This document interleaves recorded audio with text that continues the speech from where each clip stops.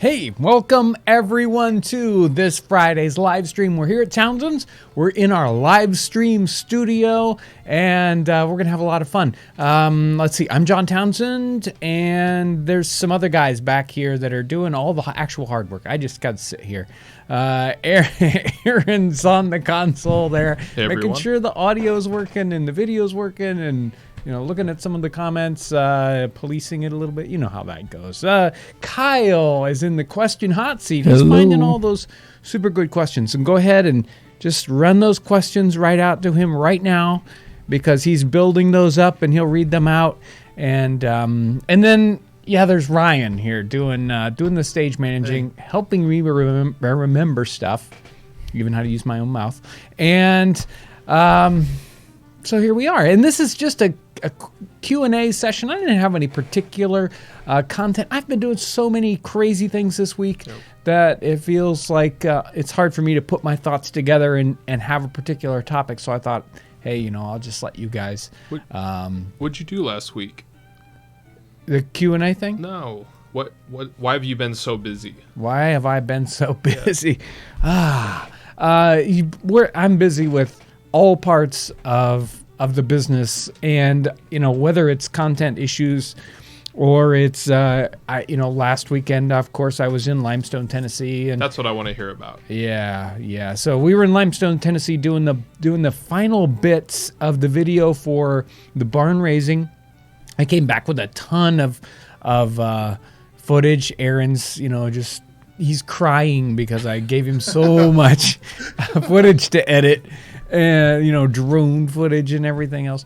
That's looking really good. He showed us the first 5 minutes of the bigger video, and I'm really liking liking excited to show it. what it's looking to. So there's a lot of really great content. And the drive home was a madhouse. Sunday night, everybody was coming home from the 4th of July weekend. And I was like, get out of my way, I'm going home. But it was pretty crazy. You guys were probably on the road along with me.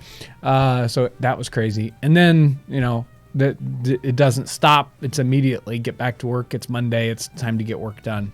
I did take Thursday off, went up to the dunes and played on the beach. So there you go. See how committed you are. I was here. Were you here, Aaron? Oh, Yeah, Kyle, were everybody you else here? was I was working. here. I was playing on the beach getting a sunburn. When the bottle of sunscreen says shake well before using, do that because it doesn't work right and then you got like red marks all over you. Yeah. Anyway, I want to thank you guys for your great support. And so right now I want to talk about Patreon. A lot of great folks have been kind of popping up on Patreon in the last week or so. It's one of the ways that people support us. I got some names here. Some new folks on Patreon. Nathan Cooper, Escape Reality. That was a great name. I like that one. Leslie Spivey changed her pledge. So thank you, Leslie, especially for that. Ari Nadi. I'm not sure exactly how to say that one. Jennifer. And then there was a Russell. And if you are a Patreon supporter, I just put up a special little video that I shot down at Limestone, just a kind of a walkthrough just for Patreon folks. So make sure to head over to the Patreon page. You can find a link to that.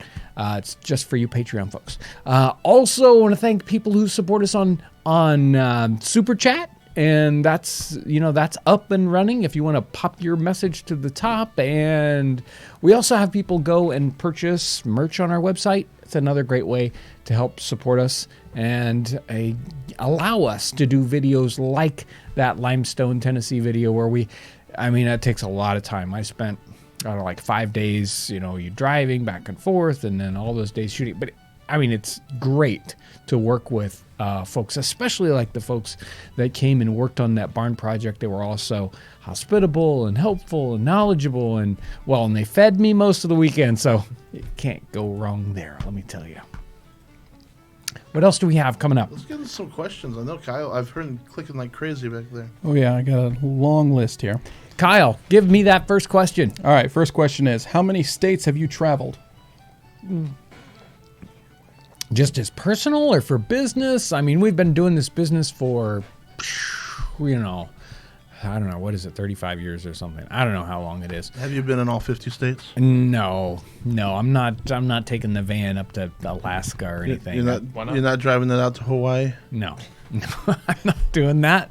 But we have been a little bit out west back in the 90s. We've been out to Colorado and Texas and some places like that. And, of course, a lot of the East Coast states.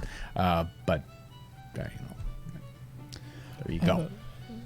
Are you the son of Townsend's and Son? It's always been, the name was just kind of, put together during one of those kind of name changes. And so I'm one of the sons, yes. So in one sense, my father might be the son because his father was James Townsend. And then, so I'll say yes.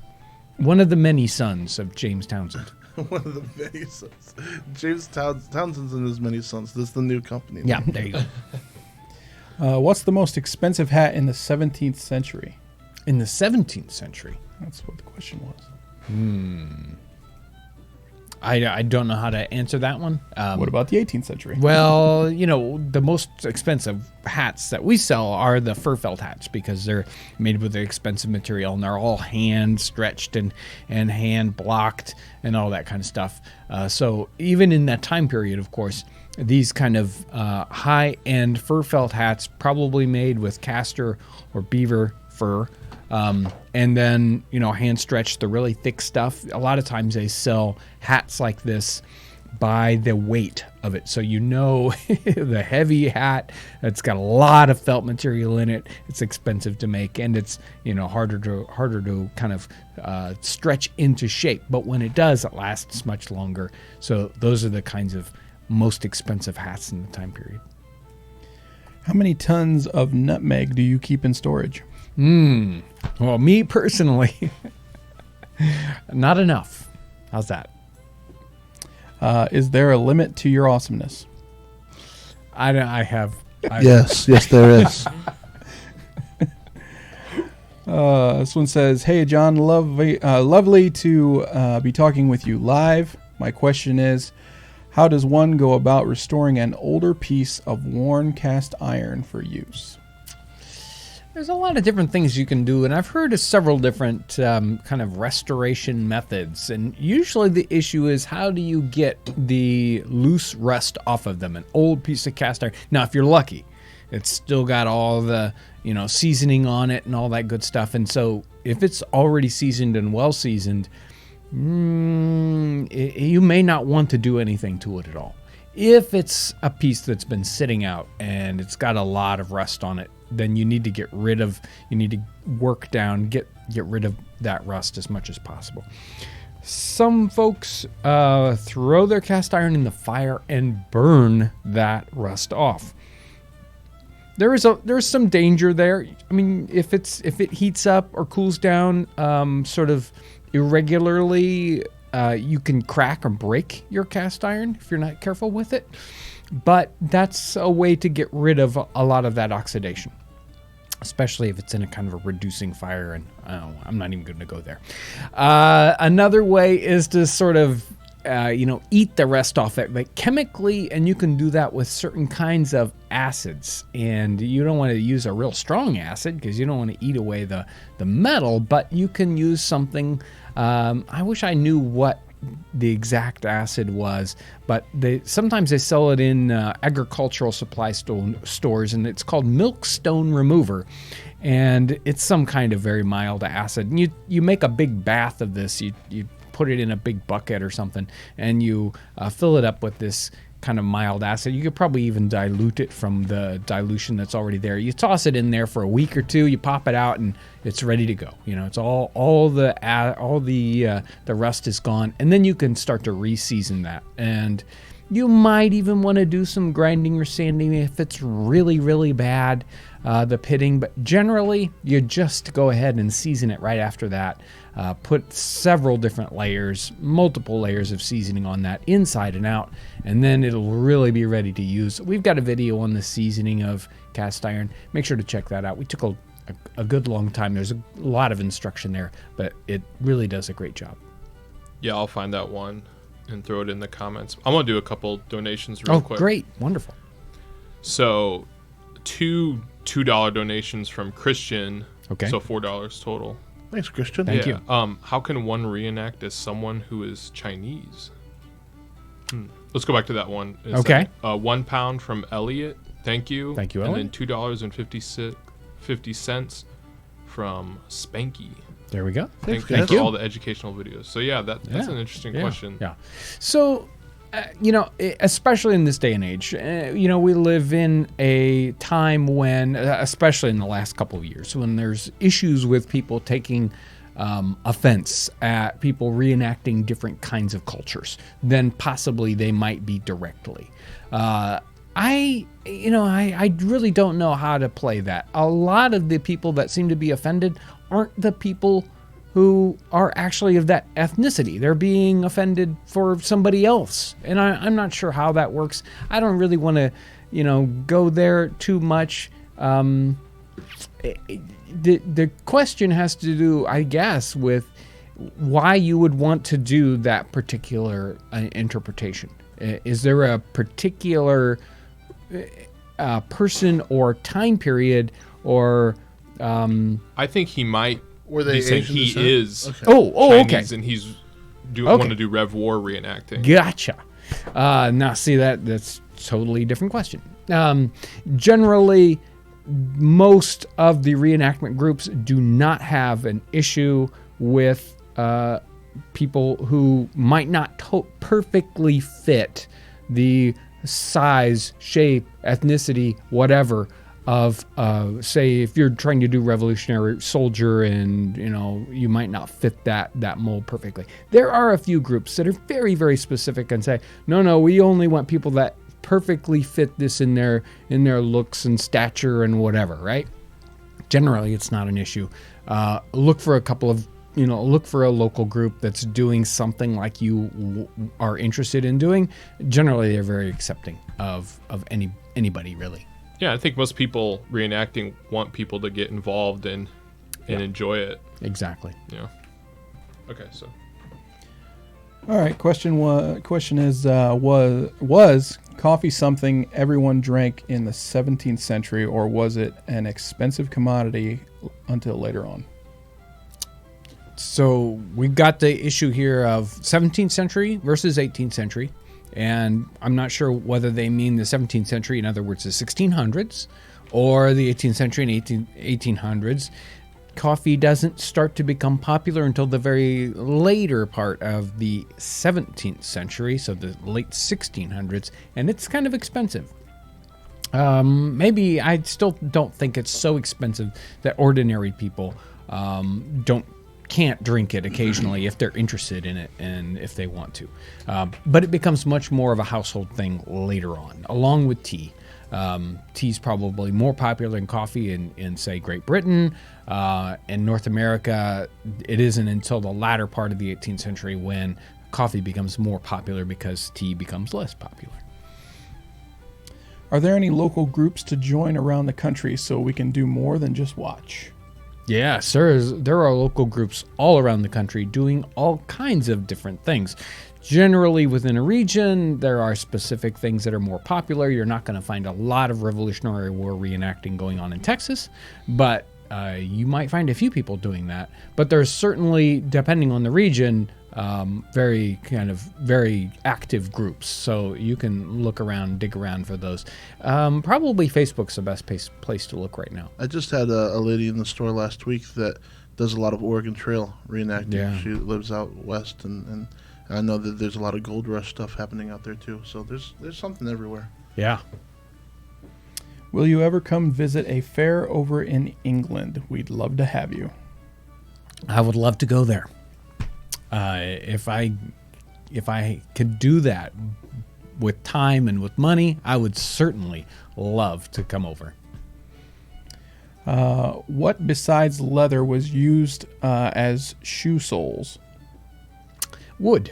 Yeah. So wooden clogs, whether they're sort of, Dutch, the whole wooden shoe thing, or the wooden soles that you'll see on when you go into Great Britain and different parts of that, they have the clog tradition, which has a leather upper and a wooden sole on that.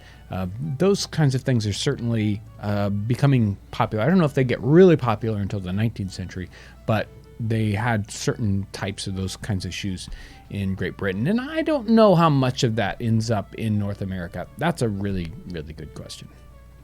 I'll do a couple more donations. Yeah. Okay, so this one is from. Oh, I'm not. I don't know. I'll mess it up. $5 from Anodiafix. It's like a super stylized name. Okay. So $5. Thank you. Yeah, thank you so much for the info. My pan may just be able to live another 100 or so years. Oh, yeah. There you go. $10 from Hilda. Thank you. Thanks, Thank Hilda. you. My husband and I are in awe of all your work. Question, would you consider a collab video with YouTubers who do modern day activities but pretend to time travel to the 1700s? Connect with us. It's hard to say. We've been doing a little bit more of that. It's hard to say how we fit those things together, but, connect. And then €2.29 euro from Kairma. Thank you. Thanks. An episode on period tools and maintenance? ? That'd be cool. That would be awesome. I've been doing a lot of tool work lately, a lot of research and a lot of purchasing of tools for some projects that we're going to be doing in the late summer, early fall. So, yeah, that falls right in line. Go ahead. Are you done? I have a donations? few more. Awesome. Yeah, keep Go popping for up. it. Thank you, everyone. $5 from Nate H. Have you ever considered doing a period-specific backpacking trip and filming it? Yes. Yes, we have. Stay tuned. Kind of a Yeah, I think we got something planned for October. thing. There you go. $10 from Keltoid 5. Thank you so much. I think they've donated before. Yeah. Yeah. Appreciate I it. recognize Sounds that name. Yeah. Thank you very much. Just got 2 yearbooks, Universal Cook and Hannah Glass's The Art of Cookery. Yeah. They are great. We tried Hannah's recipe for steak and ale. It's a new favorite. Yes. It is. That one is great. It's a good one. And then $2 from Nicole Marley. Nicole. Ooh, hey, Nicole. Where are the Nutmeg Daddy shirts? They're coming. We haven't forgotten about Nutmeg Daddy Oh, no. shirts. We never will. It's burned. The image is burned in my brain. Thank you, everyone. Appreciate it. So speaking of the video on tools and keeping up with tools, we were talking beforehand about maybe Suggestions. asking for some suggestions on. Right. So this is a great opportunity, perfect opportunity to segue into suggestions. You know, like last Monday's video, I was talking about whether or not, you know, whether we're limiting ourselves, what kind of videos that you might be interested in. And at different times, we've asked for input about what is interesting, what interests you for topics for the YouTube video or YouTubes. And we've got a lot of projects kind of in the cooker, but it would be great to get suggestions, and not just kind of very, very wide open suggestions, but very, very narrow and very specific questions. So think about it. If you've got some particular questions or suggestions for the type of video you would be interested in, we would love to see those, hear about those. Now, if they show up in the chat, how are we going to hold on to them? That's the Aaron problem. they says he's stay. got that covered. Yeah, they stay. Okay, good, Yeah, I've experimented with good, that. good. And we're still doing cooking videos. Yes. I mean, In we fact, actually Monday have one we've for got one. Monday. Yeah. Yeah. But then after that, we're probably going to try a couple different things, then do another cooking one. We just want to experiment a little bit more with other historical topics. Yeah. But if we're exploring in the direction that you would like us to go, Yeah. Right. all the help that you can give us is really appreciated. Yep. You got any more questions, Kyle? Oh, I've got tons of questions. Tons. Wonderful. Okay, so this one says, if you were hunting in the 18th century, would you rather take a Brown Bess smoothbore musket or a Kentucky long rifle? Well, it depends on what you're trying to hunt and if you actually want to hit it. So, I Brown don't Bess like to hit muskets. what I'm hunting for. Say what? I hate it when I hit what I'm hunting for. Yeah, I there just you go. hate it. Generally, with a Brown Bess musket, I mean, while it was sort of, more, you might see them commonly. Rifles are going to be what you're going to hit your target with, right? So I would say that generally hunting, you're going to be using a hunting gun, you're going to be using a rifle, and I've been kind of paying attention to that a little bit more recently. I had a great talk with Simeon England about guns and real recently. So you're going to want a rifle, and you're going to want a. There's so many great looking and really interesting pieces from the 18th century. Really exciting topic to kind of dig into. And of course, there's a lot of people already. There's enough, kind of information there that it's a well-developed topic and a lot of great information out there on it. So, some great rifles. How did doctors attempt to prevent plague outbreaks among the soldiers? There's a many different kinds of information and different theories that are showing up in the 18th century and plagues. They were experimenting with the idea of inoculating people, even in, say, Joseph Plum Martin's Private Yankee Doodle or the Privations book. He talks about them inoculating for, say, smallpox. And basically, they just kind of get a whole group of soldiers sick, and then it's like segregate them, and then do it with another group, and hopefully most of them survived. Kind of a thing going on. So they did some sort of inoculating of people. They, it was. One of the problems they had was with hospitals. And if you went to the hospital, if you were wounded and you went to the hospital, your chances of survival were lower than if you didn't go to the hospital. And they realized these kinds of things in the 18th century, and different doctors were trying different things. So let's not shove them all tightly packed. What? It's hot here. It's hot in here. Oh, they're making funny signals back there, and you just never know. Anyway, they were definitely worried about men being too tightly packed in places. They were trying to inoculate people. They were trying things with diet, and they certainly thought that was a factor. So there's a lot of topic there to work with. John, this question comes from another pretty big YouTube channel, Okay. Full Spectrum Survival. Okay. And their question is, with scholars postulating that pioneer and pre-pioneer diets consisted of over 4,000 to 5,000 calorie diets, how could period people have harvest/cooked that much for their daily needs? Well, I guess it all depends on the kind of calories, doesn't it? So they could probably get away with eating things that we could not eat a lot of. I don't know. We would have to actually, I think the best way to figure that out is to do it, right? Is to try to live that. I'm not sure how you could easily generate enough, as in you're trying to get that in a agricultural kind of way, or say a hunting kind of way. You have to eat a lot of meat to consume that many calories. And so certainly a possibility, depending on where you're at. Those long hunters are out in the woods. They've killed this 500-pound or 800-pound buffalo or whatever, and then they're moving on. They don't have time to carry it with them. They can eat as much as they want, and they know that they'll be starving in a couple of days. So I think you'd really have to understand that, really have to really pinpoint a person and a place and a time. I think you could easily go through that much energy. You could burn up that many calories and not get, obese because you were working really, really hard. I mean, pick something like the Voyageur canoe guys. They're canoeing at a rate, they're paddling at a rate that would kill us because, they could sustain that for a long period of time.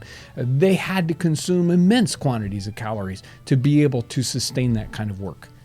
I don't know. I think it would be great to do the hard research on that and experiment by doing it. I'll do a couple donations. I want to watch John eat 5,000 calories tomorrow. Okay, $5 from the legend. Macs are cool. Thank you. I There you have go. to think about it every time. Thank you so much. Yeah, we appreciate the donations. John and team, thanks for all the videos you do, all the research, all the editing. Would love to see videos about the people who make your clothing. Yeah, Okay. we talked about having a seamstress in for Yeah, we gotta do for that a- soon. for a live stream. Yep. Okay, $5 from Michael. Thank you. Thank you, Michael. Thanks, Michael. What was the health of the average person's mouth, and how common were dentists? Let's go back to that one. I'll do two quick ones and we'll Okay. answer that question. $1 from John. Thank you, John. And then Thanks, John. Then 1999 from Linda Marsh. I love your content. Thank you, Linda. And then $5 from David Lee. Love your content. How did people in the 17th and 18th century stay cool during very hot summers with no air conditioning? So let's do the dentist one You're first. getting some really tough, good. Yeah. How I did mean, they this stay is cool? good They stuff. didn't. Yeah. Well, so dentistry and mouth, all that. I wish we had, what was it called? A tooth hook, right? Yeah. Yeah, I wish we had one of those here to show Yeah, and folks. we used to have one in the collection where it was a tooth key, actually. Gee, there we go. Yeah, it's a little steel rod with this sort of hinged hook on the side. You get in there and hook it on the tooth, and out it comes. That get rid of that tooth in a hurry. They had poor dentistry and a lot of difficulties with their teeth. And it certainly wasn't an issue of, say, how much money you had. In fact, maybe it's kind of inverted, right? Because rich people had more access to sugar, and that was going to damage their teeth. So, there's George Washington. He doesn't have any teeth. He's got his wooden teeth, which are there at Mount Vernon. That's what everybody wants to see. When you go to Mount Vernon, it's where are his teeth. But I would imagine, and it's imagining because I don't have the data in my head, that people of lower class probably had a diet that kept their teeth in slightly better shape, although there certainly wasn't that much dental hygiene going on. There were toothbrushes available in the time period, but I'm not sure that many people were using them because I don't think that they thought they did any good. So I'm not sure what to say beyond that. What was the other question? The other one was... Cool. Staying cool. Oh, staying cool. Well, they would, if you're in a hot climate, they would certainly...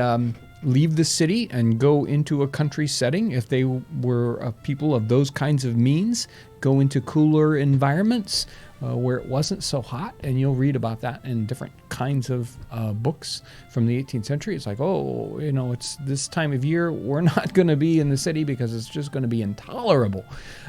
So I think other than that, they did also have some of their architecture was specifically designed to be cooler because they knew there was no way to be cool any other way. So the way you'd situate your house, the way which direction the windows would open, those and doors, they would take all that into account if that was possible. Although I'm sure some people just lived with it being really, really hot. And once you're used to it, you're used to it. It's one of those things where, it's wintertime here. We have a 40-degree day, and it feels like it's 100 degrees out. It's so warm and beautiful. And then, of course, it's summertime, and if it gets to be 70 degrees, we think, where's my coat? So I think it's just one of those things where people kind of get used to it. Let's do one more, and there's a cool question with it. Great. $2 from Honora? I love it. You guys torture him with these names. It's just great. Yeah, it's payback for when you had to do it. How expensive was chocolate in the 18th century? I wish I had an exact kind of answer for you. I don't think it was expensive as we might think it is.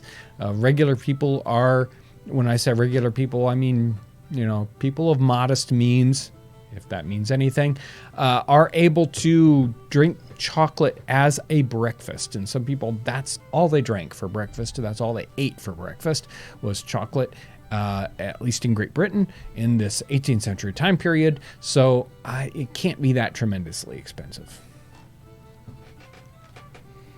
All right, Did I have enough caveats in there for you? You're laughing. I was just laughing because on the heels of the dentistry question, I'm going to drink some chocolate for breakfast. My teeth are all falling out. And then it seems like an easy way to get to your 5,000 calories. So just drink some chocolate. Speaking of dentistry, I have a question about dentistry. Is it true that people would use horse teeth in place of a tooth that they lost? Yeah, they try all kinds of strange things. Other people's teeth, hopefully after they had fallen out, kind of teeth that had fallen out, they just kind of stick them up in there. I don't think it worked out too well for them. Hey, what you want to do with but that yeah, tooth? there's a lot of really kind of gross stuff they were doing with All right, let's talk about Instagram. Instagram. So every week, except of course last week because I was out of town. And thank you for helping me out with last week's live stream. That was tough. That was hard to do. But every week we do the Instagram contest that we were able. And we go through the Instagram stream and look for pictures that are tagged with Townsend's. So hashtag Townsend's. It's also helpful if they have an @ Townsend_official. Anyway, we go through those. We look for pictures that either have something to do with, say, Townsend's merch or with a recipe or anything historical, really. We go looking through those. We pick one out. We make it the winner, and we send them a gift certificate. Who's this week's winner? This is Brygie Patterns. Okay. and it's a really, really good photo of some folks dressed up, and they were at a French and Indian. Okay. They were at Fort Niagara. Oh, okay, yeah. And, that's always 4th of July weekend, yeah. Right. And so it looks like it was hot, Yes, but they're looking fantastic in their generally wool is. coats. And I thought it was a great photo. And I guess she makes patterns, and she's doing a good job. Wonderful. She's got a great Instagram feed. If you want to follow her, it's pretty interesting stuff. So there you go. It's at Fort Niagara, 4th of July weekend. It's always, I mean, I don't think I've been there on that weekend, but I always hear it's boiling hot. You know, the hot weather comes off the lake and it's got all that moisture. You would think it would be nice and cool, and it's always just blasting. Everybody hot always there. talks about Fort Niagara and Fort Meigs, how Yeah. hot they are at the events. Yeah, there you go. But thank you so much for participating in. If you participate in the Instagram thing, we love to see those pictures. It's so much fun to go through the feed and see what kind of pops up. I mean, I saw a picture with somebody cooking this week. Yeah, there's a ton. And, a bunch of great stuff on there. So thank you so much for participating. If we didn't pick you this week, hey, keep trying, and maybe we'll pick you next There week. were even some fellas doing some 16th century stuff. Which Yeah, there is a group I've never doing- seen that on Instagram before. Yeah, So it's so really cool. A lot of great stuff there. So it's always fun to go digging through there and seeing what people are doing and sharing your pictures. So thank you so much for that. Awesome. Kyle, let's get some questions. Okay. What food would normally be kept as a staple food in the pantry, and how did they deal with leftovers?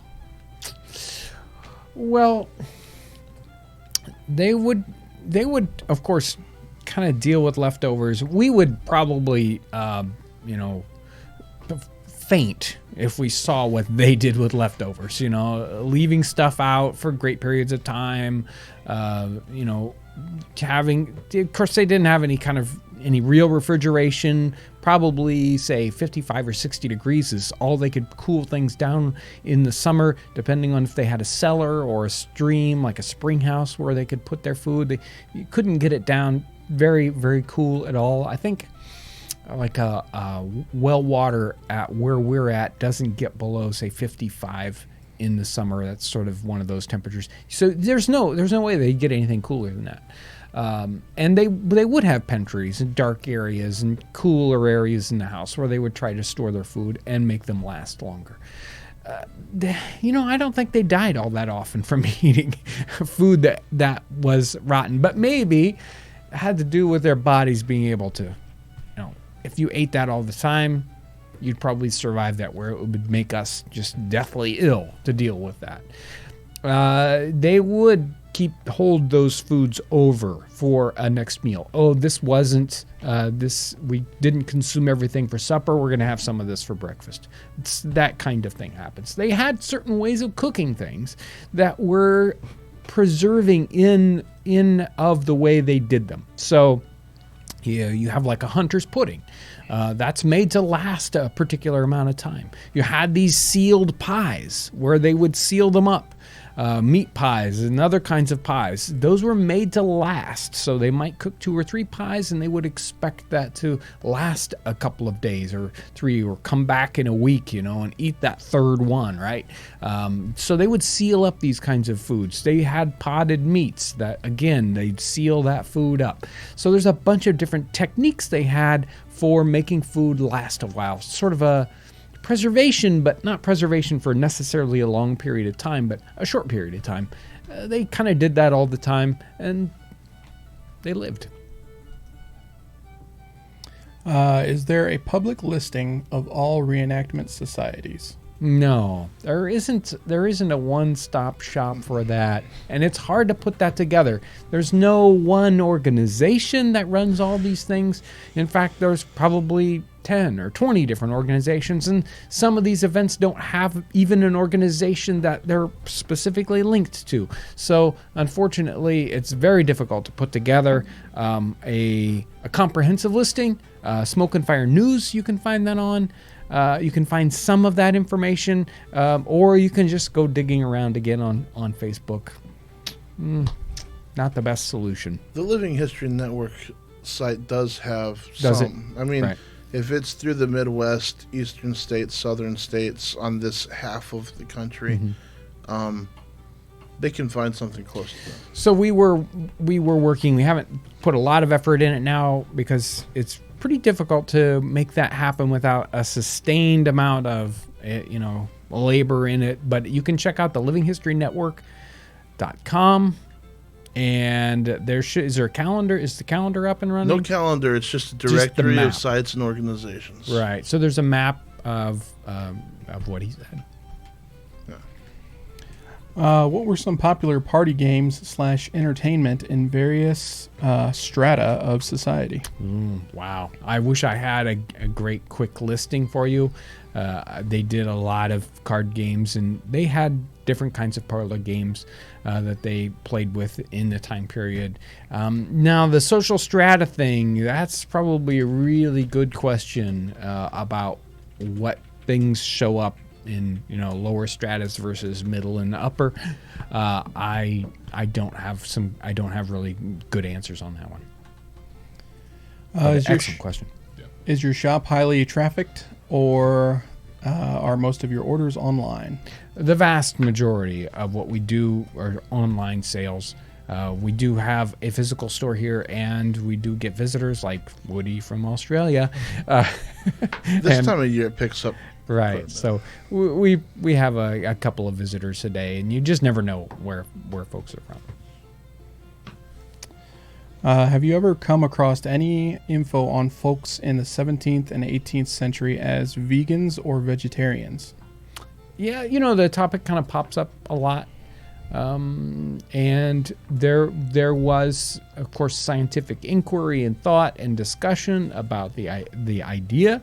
Some of the people were talking about it from specifically a monetary thing, that it would be less expensive not to buy meat. There were other people that were kind of working at it from the ethical point of view or from the philosophical point of view, maybe. There are some works written on that, but it wasn't terribly popular or necessarily even a popular thing to talk about. It does show up in the 17th and 18th century, though. How can I get involved in your line of work? I've always loved American history and want to see old traditions live on. You can have Aaron's job. Yeah, you can. I'd much rather not have him to work with. Wow. Generally, the best way to start to look at that is kind of one of two ways. One is there a historic site close to you to talk to? One of the great ways to start with that is by volunteering at a site and seeing what it's like. I mean, nobody wants to just like, I'm going to quit my job making XYZ or doing whatever, and I'm just going to start doing this thing. Well, the best way is to kind of, stick the tip of your toe in the water before you just dive in. And volunteering at a local historic site is the very best way to do that. And kind of the other side way to do that is if you have a particular interest in a skill or a craft in the time period, and to start practicing that and learning more about that, because there's a lot of different historical related jobs that people have. Some people make stuff to sell it. Other people do reenacting or demonstration as a sideline. Some people they have a interest in historical things and in, say they're a magician and they glue those two things together and they have a kind of a job, right? So there's a lot of different ways to achieve that. That's the couple of different things that kind of pop into my head. Do you have any suggestions of a restaurant that does 18th century food? I don't, because I have not frequented any of those places. I know that if you went to, say, Williamsburg or, historical areas in, say, Philadelphia, you're going to find some things like that. But other than that, I don't have any suggestions for you. I haven't been to either one of those places real recently, so. Where can I learn how to build buildings, woodwork in the 18th century? There are a couple of different programs. People are, sort of working on that. There's certainly the old information. I don't know how what's happening currently, but the Woodwright Shop videos and PBS show, he did some of that stuff, especially early on. His first book had cabin building and post and beam building. There are some other places that do post and beam specific classes. I think there's the Shelter Institute in Maine and Tillers in, where's that in Michigan? What were they? It's close to Kalamazoo. Yeah, that's right. Close to Kalamazoo. Tillers has classes on post and beam construction. So there's a couple of, there's probably several other places around the country that specialize in post and beam. Is probably the one that's quickest and easiest to find information on. There's probably some other cabin building kind of things. Stay You look tuned, like though. you want to say something. Well, I think that a lot of viewers that we have, they want to learn these skills, but there's this thing in between seeing it done and doing it themselves that's scary or that's challenging. And I think a lot of that is like, you just got to be willing to try it and screw it up a couple of times to keep going. I think that. But that's why places like Tillers and Shelter Institute are there, so that you can go there and work underneath somebody who's an expert, and you can do a class, a weekend thing or a 3 or 4 day thing, and you can get a taste of it and get an idea about whether you want to go further. Most of those classes and courses of places like that, they're there to give you that taste. You're not going to learn everything you need to know in that time period, or in the time frame of the class, but you at least have this idea of, this is for me, I want to do more of it, or I tasted enough, Are there any particular recipes that were really good or are really good to do on camping trips without some of the more authentic equipment? There is everything that we've done on the channel you can do with modern equipment. Besides something like you don't have a salamander, which even then you can use other things instead of that. You can make almost anything in a cast iron pot. Right, exactly. Or even a less period pot than that. An aluminum camp kettle or whatever. So the equipment should not hinder you at all. Generally, I'm going on a camping trip. What materials or what are the ingredients and how difficult are they to bring into this situation? And that would be how I would pick out the recipes that I would take on a camping trip. What's easy to take, or what has the small amount of ingredients instead of 49 different weird things. Bacon. If you got bacon. And there's also that. It's like a lot of times you can do a lot of prep work at home before you leave. So it's like all this mixing of ingredients is already done. Yes. Or the pre-measuring. So you basically take your kit of things. Well, I just put all of this in there and all of that, and ta-da. Will you be doing any more collaborations with English Heritage? Love both your channels.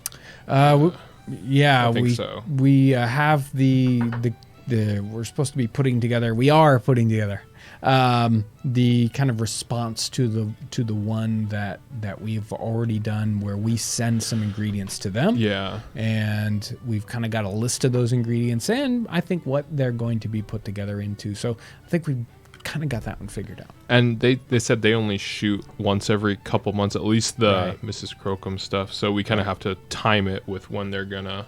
They only have access to the site where they shoot only for a very short period of time each couple of months. So they might only have a day on the site.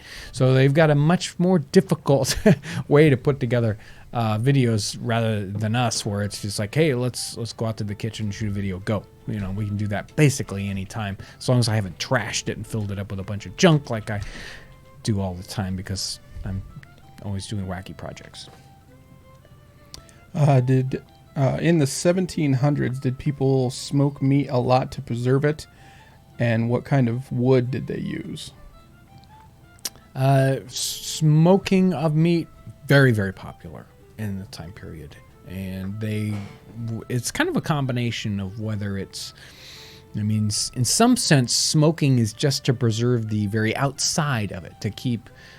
You put the smoke on the outside of that, and it keeps things from growing on the outside of the meat. But you really had to do the right thing so that the right things were going on the inside of the meat, or else it'll still really, really go bad. But smoking, certainly a popular way of preserving meat. What was the second part of that question? Oh, I'm sorry. What type kind of of wood? wood? Oh, Yeah, what kind of wood? You know, they don't talk about that very often. I mean, we know today that we don't want to use resinous woods like pine or anything like that. But I don't recall seeing too often the species of wood particularly talked about. I'm sure if I did some, if I spent several hours in the library, probably find some references to particular kinds of wood. And we know that it makes a big difference as to what kind of wood you're using. It even makes a big difference when you're just cooking. And in a sense, everything you cook in the 18th century has a bit of smoking that's going on with it. It is one of the taste components that we kind of forget about. We don't talk about it very often. But when you're eating anything that's cooked over an open fire, that the wood that you use and how you cook it makes a difference on how it tastes. John, what kind of clothes and hat are you wearing today? Is this period clothing that people would wear during weddings or Christmas? Now, actually, this is everyday clothing for the early 19th century, even the very, very late 18th century. So this style hat is, say, 1795 to 1805, 1810, even 1815. The shirt is kind of specific to the early 19th century when they start to change the idea of, in going from little tiny short cuffs in the 18th century to these big longer cuffs covering up part of your hand. That's a 19th century thing. The collar changes. That's really kind of a specific 19th century thing. This is a typical, say, 1805, 1810 waistcoat style. With the shorter waistcoat that has to do with, all these kind of things, all this style change that's going on from, say, 1770 to 1810, they all have to go together. The shirt goes together and the waistcoat changes because of the pants change, and coats are changing all at the same time. So, I mean, this we think of as, this is holiday, right? Well, that's only because we think of these things in conjunction with, say, the Christmas Carol or, something like that. But it's what they would wear every day. What advice can you offer for someone who wants to start their own 18th century homestead? Ryan's over here shaking his head. Start small and start doing something. What were you going to say? What would you say? Oh man, I think it's something that you really want to talk to some experienced folks about before you just step out and do it. Yeah. There are a few people that I've talked to about it that have had a lot of success, and they're just really enjoying their life. But it's an undertaking for sure. Yeah, I think I would start a small way. I would start just camping your backyard that way. Think about how much it would take to do that homestead. I mean, that was their entire livelihood, and it took up all their time. And how do we mix what we want to do with a livelihood at the same time, right? So, you could ask, somebody like, Jamie, right? That's what I was thinking. Yeah. And there's the fellow from Tillers that is kind of doing. I don't think he's going full 18th century, but he's doing some of that. Right. I had a couple in the store, a family in the store, that said they started doing 18th century weekends. So from the time he got home from work on Friday night until when he went to work on Monday morning, they locked the house, stayed in the backyard or somewhere on their property. And yeah, it's certainly a lifestyle change, and and it can be for some people. I don't think it's for most people. sometimes when you go to an event, you're sort of forced into it, and that's, kind of fun. It's even better sometimes when the events are like, hey, leave your cell phone in your car, and, do this or that. Unfortunately, when I go to an event, I have to take cameras along with me. I have to live in both worlds, and it's kind of annoying that I can't leave all these other things behind. But that's me. I'm always juggling weird stuff in my head. Anyway, but yeah, I would start small and experiment in a small way. If you live that way, you would not need a lot of things, but you're leaving the modern world behind in so many different ways, and that is difficult. We got time for one more question. One Oh, more fantastic! question. Better make it good. I have a really good one. Okay. Do that one. All right. This question actually comes from Jeffrey Leatherwood. He's always on the chat. Oh, cool. This week is the anniversary of the Burr-Hamilton duel of 1804. What are your thoughts about this tragedy, and what lessons can be learned from it? That's an easy one. Yeah, don't do that. I'm not sure what aspect of that we want to get into, and so like the politics that drive that, or the internal conflict that drove that. I'm not necessarily super well versed in, so I'm not gonna go there.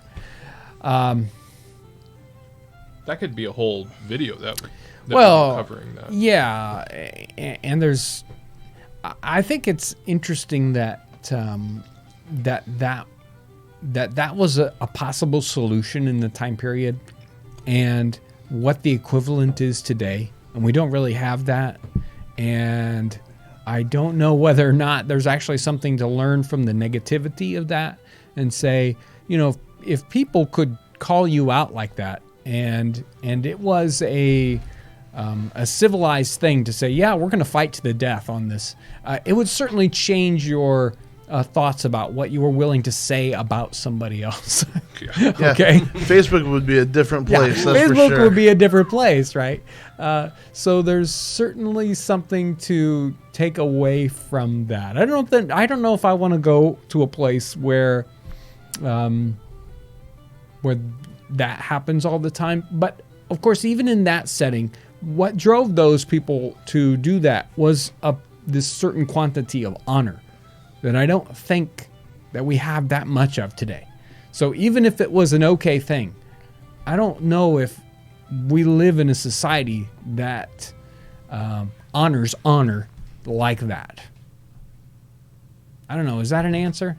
I think we should do a more in-depth video on that, because it's a heavy topic. It is, and that whole idea. And then sometimes you'll see it at a reenactment. They'll actually do, or they will do a duel. Now, it's difficult because sometimes that's tongue-in-cheek. It's done in a tongue-in-cheek kind of a way. And it's a serious enough topic that I don't know that it should be done that way. And you could definitely take that very, very seriously.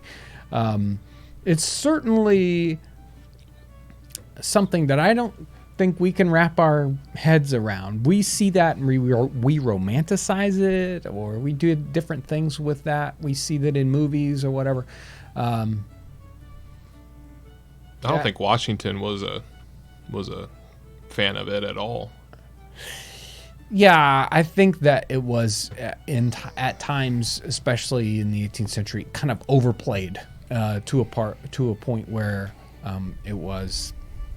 They weren't actually honoring the idea of it. They were just using it as a means of showing off. I don't know. Let's do some donations real quick, and then we'll. Before you do that, because we're going to close out right after that, I do want to say one more time: if you have ideas for videos that you'd like to see, fill that comment thread up, because we will look at all, and we'll start drawing that stuff. Yeah. And I've seen a lot of really solid ones that great. We'll have to write down. Thanks. That chat's still open after we're done for a little bit. So just keep plugging that stuff in. Let's get a couple of these, and then we'll wrap it up. So John Riley, $2. Thank you, John. Thank you. Was smoked meat very common in the 1700s? And then from Sarah, I think it's New Zealand. Yeah, New Zealand dollars, $2.99. Mm-hmm. Hi from New Zealand. Hi. Thank you. So yeah, smoked meat in the 1700s. Yeah, and I talked a little bit about smoky meat in the 17th, 18th century. Definitely this really interesting, popular way of preserving meats. And I think that one of the things that we have to kind of understand or try to figure out is, how did they figure these things out, right? How did they know that smoking the meat was actually going to work for them, and was it just a natural connection with their life? So if you look in paintings, especially 17th century paintings from Europe, and you'll see there's a house or a kitchen, right? And you see the big fireplace, and then you'll see racks close to the ceiling, and they're preserving things up there. And they're naturally, those fireplaces didn't work very well. And so you got all this smoke so they would kind of accidentally smoke all their food, and, it did the preserving thing, right? So was this a natural sort of accidental discovery, or what, right? That's one of the great things I love about kind of researching these things. I think it's important to remember, too, that this stuff isn't as far removed as we pretend that it is. Exactly. I mean, I was just reading an autobiography where it was post-Depression, and they were buying their plot from the government. Mm-hmm. And every plot, there were 40 in a circle, everyone had a smokehouse in the 1940s. Right. We live such a detached life from, 50 years ago, 100 years ago, especially only just, 50, 60, 70 years ago. People were living so much closer to the way life was in the 18th century. It's not even funny. And some people were living 18th century lives that recently. So it's a really, really good point, Ryan. There we go. So we are ready to read. Did I need to touch on anything No, else? I think we covered it. Okay, Thanks so so much, guys. Appreciate it. I really want to thank everyone who's supported us with Super Chat today. Thank you so much, everyone that donated in that way. I also want to thank specifically those people that help support us on Patreon. And I know that you guys are out there sharing our videos, and that is such a tremendously wonderful way. It's flattering that you want to share our videos. I know that means that you enjoyed the video enough that you want to share it with somebody else. That's a lot, because it's like I can enjoy a lot of videos, but to say no, I need to share this with somebody else, that's real special. So thank you for that when you do that. And right now we're kind of in a transition here in the channel. We're doing a lot of different kinds of things, different kinds of content, and it'll be kind of like the gears are shifting and they're grinding, and it's going to be a little tricky for the next couple of months probably. But we are having a lot of fun, but trying out new things. We know some of them aren't going to work, but we're going to try them anyway.